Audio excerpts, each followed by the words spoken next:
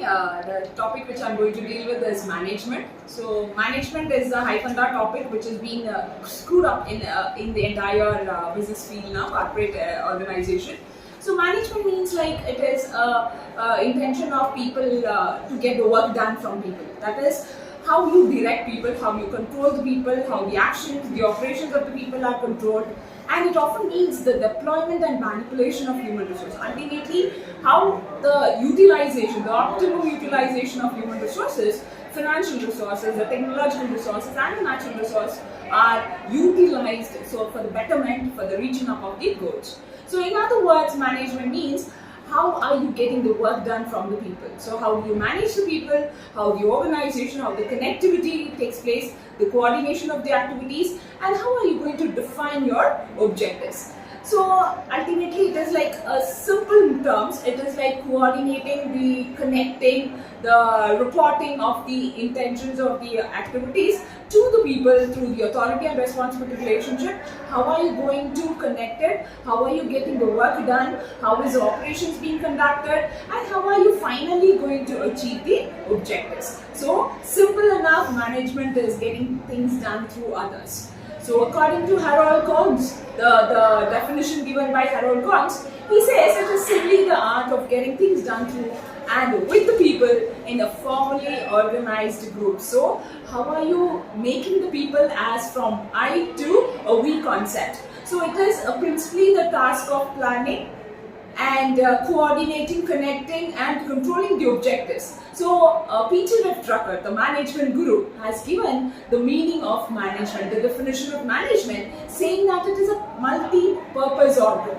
So it is not only you are going to think, it is not only including the thinking function, it also says that how are you going through the activities like PODSCOP, the planning, the organizing, directing, staffing, coordinating, reporting and budgeting. So it is telling me how the people, how the 5 M's are working, the 5 M's, which is really the optimal part of entire management, the money, market, man, machine and the management.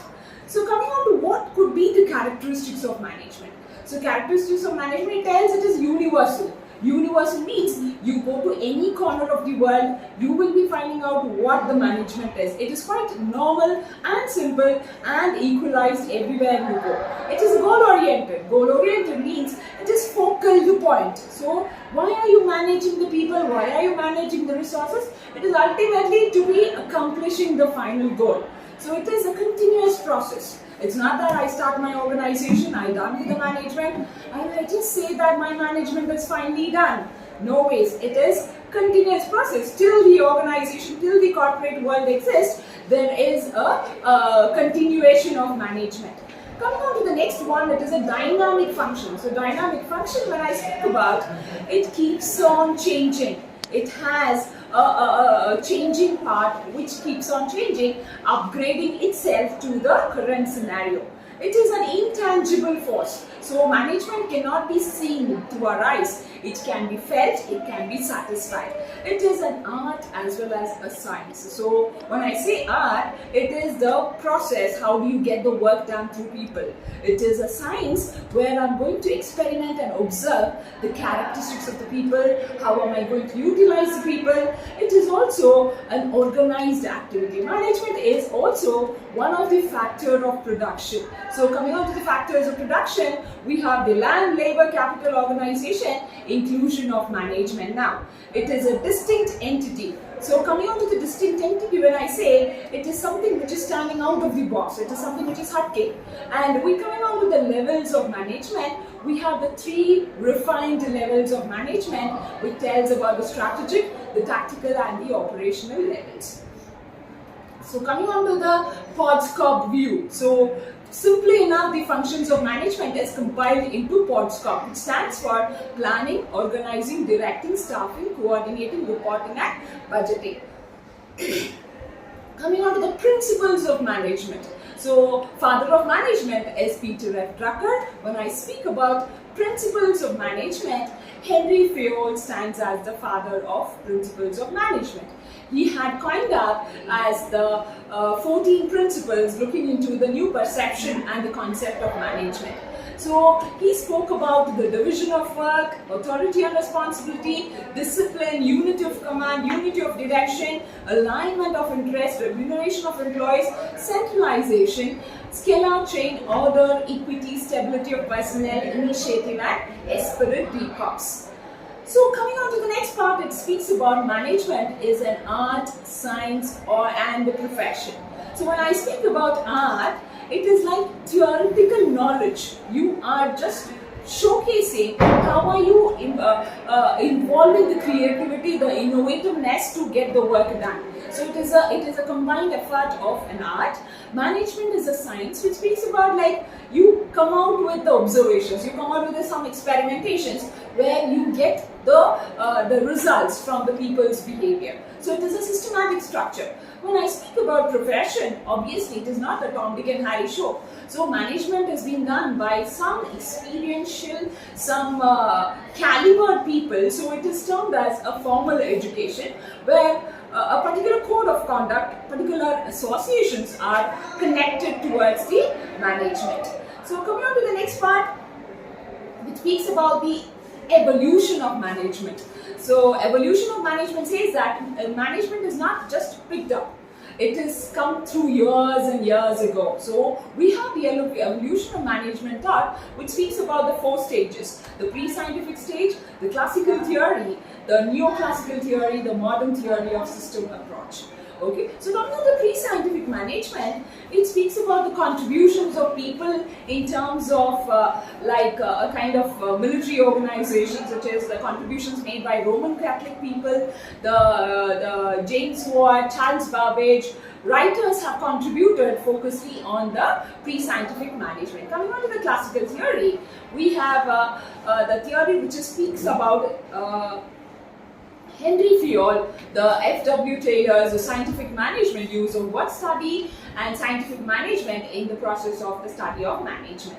Coming to neoclassical theory of management, it speaks about how a kind of behavior is connected to the work done.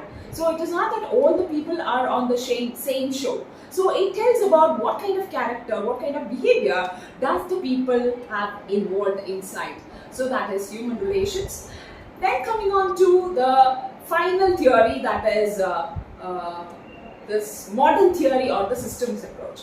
So the modern theory, it spoke about how the people's shows are. So it spoke about how are you going to boost the productivity of the people, how are you getting the work done through people, and how are you helping them in decision making, improve their connectivity, their engagement in the organization, how are you going to get them adopted. It is not that easy for all the people to get adopted to the scenario and the situations. So you need to get a kind of tuned up so that the people are getting adapted to the organization. So coming on to the contingency approach, this says that not every time everything goes on a flowery look. You have certain contingencies, certain emergencies where you need to take a decision. So there should be some people who can really guide you in terms of the contingencies. So coming on to the system approach, it says that all should work in a tight compact towards the reaching of the goals. It is not like a deviated part. So see that the organizations represent a complex collection of various components that work together to reach a common goal. Next, coming on to planning. So what is planning? It is kind of a theoretical thinking part, which is a thinking function. It is a function which involves setting up of objectives and determining a course of action for achieving those objectives. So planning, it tells, plan is a sketch, a blueprint, which tells us to what are the 5 W's and 1 H am I to follow. So it is nothing but a kind of a function which takes place before the action takes place. So it is like, how am I going to jot it down in my brains, what would be the connectivity which I am going to speak about, and how am I getting through the reality, that is the action that is taking place. Coming on to the characteristics of planning, we have have the first one says it is a or a prelim managerial function. So it is the managerial function which speaks about like it is a first-hand function of management. So when I speak of the first-hand function, it tells that this is a foundation stone for the entire management to run with success. Second, it speaks about the goal-oriented. So planning is done to reach my objectives, which is being focused. Then it tells that planning is all-pervasive. So planning is existing everywhere. Every nook and corner you go about, planning exists. It is a continuous activity. It is a continuous activity that goes on and on and on till the company exists. It is an intellectual process. It speaks about something related to your cognitive aspect, something cognition, something related to your mindset. It is futuristic. Am I planning for the past? No, it is not for the past. It's for the current and the future part. So it is decision making. So am I approximately deciding what could be done for the near future? Okay. Thank you so much.